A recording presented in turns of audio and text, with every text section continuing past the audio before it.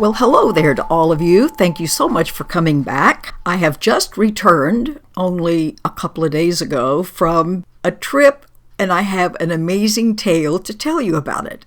It might seem that all my learning experiences come when I'm away, which isn't true. I'm not away all that much, and I certainly learn a lot in my own house, but this one was really quite remarkable. We will call it the amazing tale of Unshakable Serenity, something you really want to aspire to. So, a very dear friend of mine and I went to a retreat on healing relationships in Romania, of all places.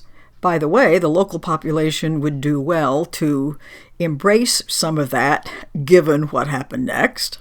And the class was very good. We enjoyed it very much, and we had planned 3 days of sightseeing afterwards, and we had been sent suggestions for what to do with that extra time. So I must say that in the beginning, the trip started out wonderfully.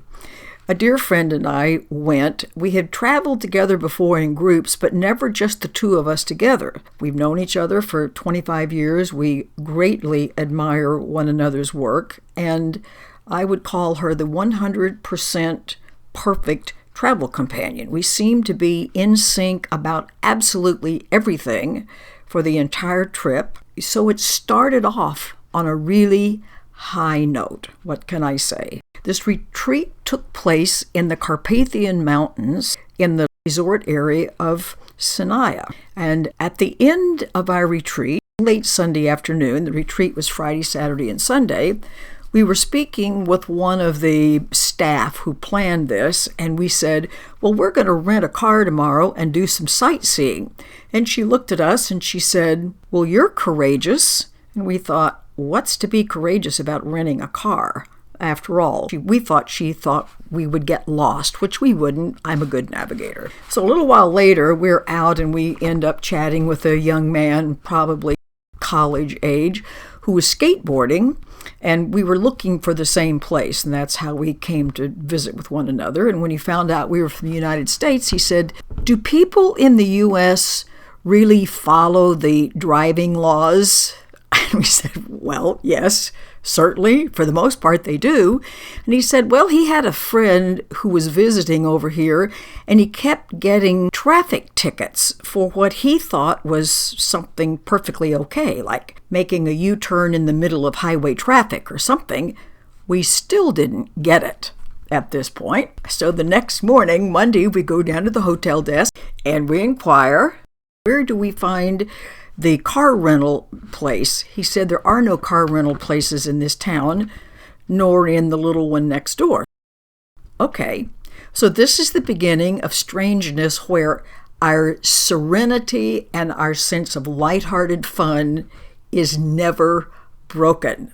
It was amazing. So we said, okay, well then we'll hire a taxi and we will go to the city of Brașov, which is about an hour's drive away, which we do, have a wonderful time, rent this little tiny car at the Avis dealer. We had asked for an automatic transmission and got a stick shift instead. And by the way, life was looking after us, because it turns out without that stick shift, we could have been in very big trouble. We didn't know that at the time. So the girl there says, you must go to the city of Sighișoara, which was about 65 miles the opposite direction from where we thought we wanted to go. But she said, you must. And that meant driving uphill, up into the mountains with what turned out to be a lot of switchbacks and so on and so forth. So we start out of the city of Brașov, and we still don't get what we're about to find ourselves in the midst of. We're going through a roundabout, and everybody knows that when you go through a roundabout, if you want to peel off to make a turn, you need to be on the outside. Well, some guy who was on the inside lane decided he wanted to exit, and his car shot across 3 lanes of traffic in front of us. We thought, wow, that's really dangerous. So we proceed out of the city onto the highway and discover that the drivers in Romania play some sort of a high-speed game of road rage chicken with some heavy-duty bullying thrown into the mix, by the way. There are marked signs for the speed limits. There are marked no passing lanes, and no one seems to pay attention to any of them. We thought, what have we gotten ourselves into the middle of? So the problem is that everybody passes, whether there's oncoming traffic or not, whether you're going around blind curves, switchbacks. There are no shoulders on either side of the road for the whole time we're going. And everybody plays this game of chicken, so that if you've got a passing car who's about to smash into oncoming traffic, then everybody has to figure out how to let this person in so that everybody on both sides of the road won't be taken out in one giant crash. And as you can imagine, no one has the option of opting out of this. Once you're in the middle of this traffic madness, there's no way you cannot play this same game. It was unbelievable. My dear friend Becky turns out to have some sort of latent ability as a NASCAR driver, and it was like being in the middle of a video game. It was unbelievable, and our sense of serenity never is broken. We should have been screaming, heart pounding, adrenaline pumping, and instead we're having this marvelous time, which makes no sense, but that's what happens. So we arrive unscathed, although I don't know how, because of the near misses. And she said, nobody is going to believe us when we tell them what this driving is like. They're going to presume we're exaggerating. But we weren't. I mean, there were near misses that would be measured in inches, not feet or yards. A couple of times, our bodies involuntarily inside the car leaned over to the right as if to avoid an impact of somebody passing us and cutting in front of us. It was amazing. So we managed to get to Sigishwara alive, which was wonderful. And she had told us we must go there to see all the sights, and it is a marvelous place. It's one of the best preserved medieval cities in all of Europe. It's been occupied since the 6th century BC, and the more recent occupants have been there since about 1280, and it's marvelously preserved. And we had a wonderful time walking around, but it turns out that everything was closed. The church was closed, the tower was closed, the torture chamber was closed. It turns out everything is closed on Monday. Too bad the girl didn't tell us that. And somehow, for some reason, we are still high as kites. We are in some sort of a peaceful state that nothing can shake. So we're doing a whole lot of not getting our way, and it just doesn't matter at all. We are able to go into the birthplace of Vlad the Impaler. Read up on your Eastern European history to find out what a bad guy he was, as the world understands bad guys. He was the character that was made famous in the fictional novel about Count Dracula. So the real Vlad the Impaler and the fictional Count Dracula have now been so intertwined they'll probably never be able to be separated. But nevertheless, what was open was Vlad's birthplace, so that was pretty interesting. He was born in 1431, in case you need to know that someday. So we leave town, have another encounter with a great big trash truck who wanted to play chicken with us, and we thought surely he was going to take out the whole side of our car and we would have bought a car. But we missed by about the breadth of a hair. And back to Brasov, again, unscathed, having a wonderful time. Go to the places they said to be sure to visit once we came back. They were closed too. Well, the more we weren't getting our way, the funnier the whole thing became. It was just amazing. Next day, Tuesday, the places that we were also recommended to go were not only closed on Monday, they were also closed on Tuesday. But we did get into a monastery and we did ride a gondola up to the top of the mountains because Sanaya is a ski area in the wintertime, and it was just simply gorgeous. Well, since we couldn't get into a lot of these places, we went down to Bucharest early. A lot more terrible traffic, but at least that was a straight highway, not hills and blind curves, so that was good. Very weird driving, however.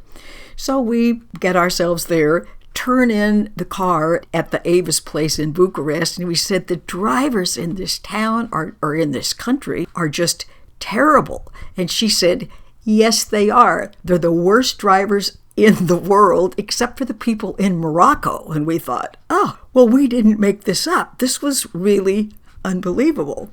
And when we told the tour guide the next day, because once again, we tried to get on a tour and they were all sold out, so we had to hire a private guide.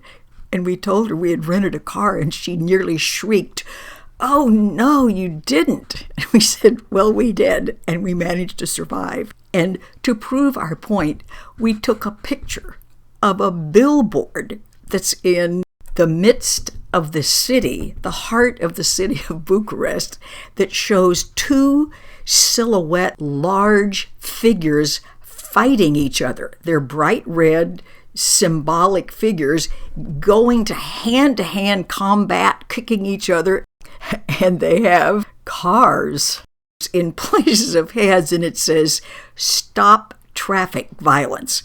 So even the people who live there wish that it weren't so bad.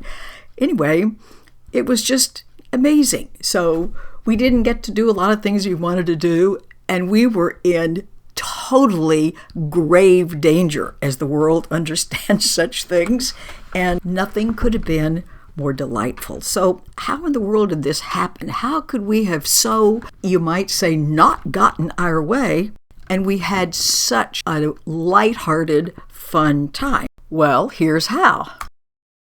1, set the goal ahead of time. Decide that having fun, being gracious, loving the people you're around, being open to what goes on is what you intend to do, and do it. The second thing is drop those stories that we all carry from our earliest years about who did what to whom, so that your mind can be open and clean for new experience and not have everything filtered through old hurts, old patterns, old conditioning, a tall order, but one certainly worth attempting. 3, be grateful for absolutely everything, no matter how perilous it may seem, knowing that life is trustworthy. The heart of what we are knows what's going on, knows that those we meet are those we need to meet, and the experiences we need will happen. So, the moral of the story is this. We tend to think that we can only be serene if we get our way. Well, actually what happens is you establish your serenity first, and then the experiences happen within that serenity. We've always believed that the events and circumstances got to decide whether we would be serene or not. Well, that's just not true. So we didn't get our way, and we weren't safe from the world's perspective much of the time. No problem. Serenity pays off. It's worth moving to that place of peace of mind and doing whatever you need to do, looking at whatever you need to look at, releasing whatever you need to release to live in that state. So it not only allows you to feel wonderful, to be lighthearted, to enjoy everything that's happening, no matter what, but it could save your life. Take that to heart. I'll see you next time. Bye.